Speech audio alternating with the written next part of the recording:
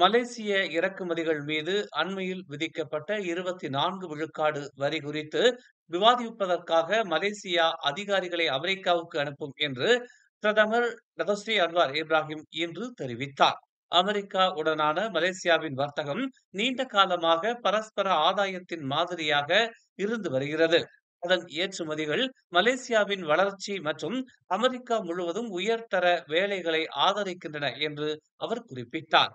ஆனால் Malaysia America வர்த்தக உறவு இரு நாடுகளுக்கும் சிறப்பாக சேவை செய்திருந்தாலும் இந்த வரி விதிப்பு இரு பொருளாதாரங்களிலும் எதிர்மறையான தாக்கத்தை ஏற்படுத்தக்கூடும் என்றும் அவர் சுட்டிக்காட்டினார்.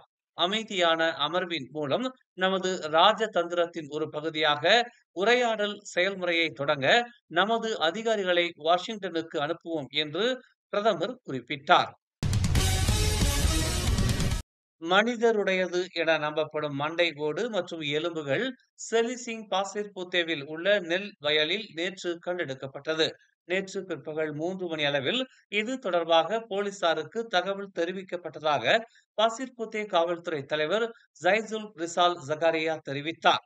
கம்போங் புகிட் அபாலில் சம்பவ இடத்திற்கு காவல்துறை சென்றபோது மண்டை ஓடு மற்றும் எலும்புகள் போன்றவற்றை கண்டுபிடித்ததாக அவர் கூறினார். இந்த வழக்கு திடீர் மரணம் என வகைப்படுத்தப்பட்டுள்ளது. சுங்கை பட்டாணி ஜலான் பெசார் சுங்கை லாலாங்கில் நேற்று இரவு ஏற்பட்ட தீ விபத்தில் கைவிடப்பட்ட நிலையில் இருந்த 6 வீடுகள் எரிந்து நாசமாகின. இரவு 9:51 மணிக்கு இது குறித்து அழைப்பு வந்ததை அடுத்து மஸ்ஜித் மக்மூருக்கு எதிரே அமைந்துள்ள சம்பவ இடத்திற்கு தீயணைப்பு வீரர்கள் அனுப்பப்பட்டதாக சுங்கைப்பட்டாணி தீயணைப்பு மற்றும் மீட்பு நிலைய தலைவர் சித்தி நொராபிஷா முகமட் நோ தெரிவித்தார். 80 விழுக்காடு வீடுகள் தீயில் எரிந்த நிலையில் உயிர் சேதம் எதுவும் ஏற்படவில்லை என்று அவர் கூறினார்.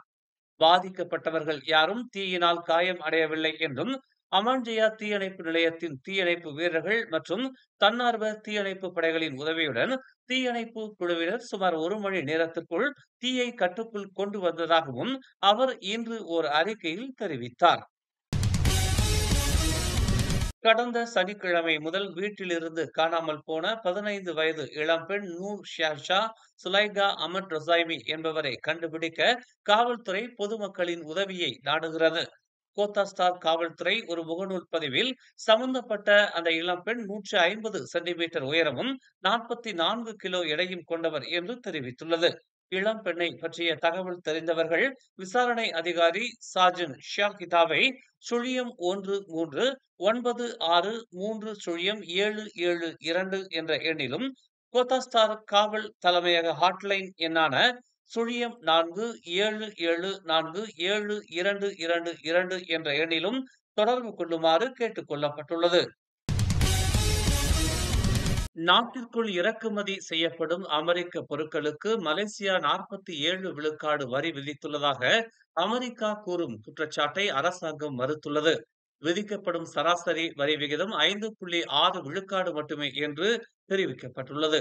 கோலாலம்பூரில் நடைபெற்ற அமெரிக்கா அறிவித்திருக்கும் வரி விதிப்பு தொடர்பான செய்தியாளர்கள் சந்திப்பில் முதலீடு வர்த்தகம் மற்றும் தொழில்துறை அமைச்சர் தெங்கு டதஸ்ரீ தெங்கு ஜப்ருல் அசீஸ் இவ்வாறு தெரிவித்தார். அமெரிக்க அதிபர் டொனால்டு டிரம்ப் தமது அண்மைய வரி விதிப்பு அறிவிப்பின் போது கூறிய 24 விழுக்காடு வரி விகிதம் குறித்து விளக்கம் பெறுவதற்காக மலேசியாவிற்கான அமெரிக்க தூதர் எட்கார் டி காகனையும் தாம் சந்தித்துள்ளதாகவும் அவர் குறிப்பிட்டார். மாராங் தமான் எமஸ் முன்னியில் இன்று அதிகாலை ஏற்பட்ட தீ விபத்தில் வயதான மாது ஒருவர் உயிரிழந்தார். அவரது குடும்ப உறுப்பினர்கள் 3 காயமடைந்தனர். அந்த பெண் 78 வயதான ரசைடா முகமட் என அடையாளம் காணப்பட்டுள்ளதாக மாராங் மாவட்ட காவல்துறை தலைவர் முகமது சோபியான் ரிஸ்வான் தெரிவித்தார். மனநலம் பாதிக்கப்பட்ட ரசைடா வீட்டின் பின்புறத்தில் உள்ள தனது படுக்கை அறையில் சிக்கி மூச்சு திணறி இறந்ததாக நம்பப்படுகிறது. ரசைடா தனது மகள் மற்றும் 2 பேர குழந்தைகளுடன் வசித்து வந்துள்ளார். இந்நிலையில் அவரது மகள் மற்றும் பேர குழந்தைகள் பொதுமக்களால் காப்பாற்றப்பட்டு கோலத்திரங்கானுவில் உள்ள சுல்தானா நூர் ஜகீரா மருத்துவமனைக்கு அனுப்பப்பட்டனர். வீடு 60 விழுக்காடு அழிந்து விட்டதாகவும் தீ விபத்துக்கான காரணம் இன்னும் விசாரணையில் இருப்பதாகவும் முகமது சோஃபியான் கூறினார். தற்போது வெப்பமான வானிலை காரணமாக தீ விபத்து ஏற்படும் அபாயம் அதிகமாக இருப்பதால் வீட்டு பாதுகாப்பு குறித்து முன்னெச்சரிக்கை நடவடிக்கைகளை எடுக்குமாறு பொதுமக்களுக்கு அவர் அறிவுறுத்தினார். மேலும் செய்திகளை தெரிந்து கொள்ள தமிழ் மலர் நாளிதழை பாருங்கள். எங்களோடு இணைந்திருக்க மலர் டிவியை பதிவு செய்து கொள்ளுங்கள். உறவுகள் மகிழ்ந்திட விருப்பம் மற்றும் பகிர்வு சேவையை சொடுக்கிடுங்கள்.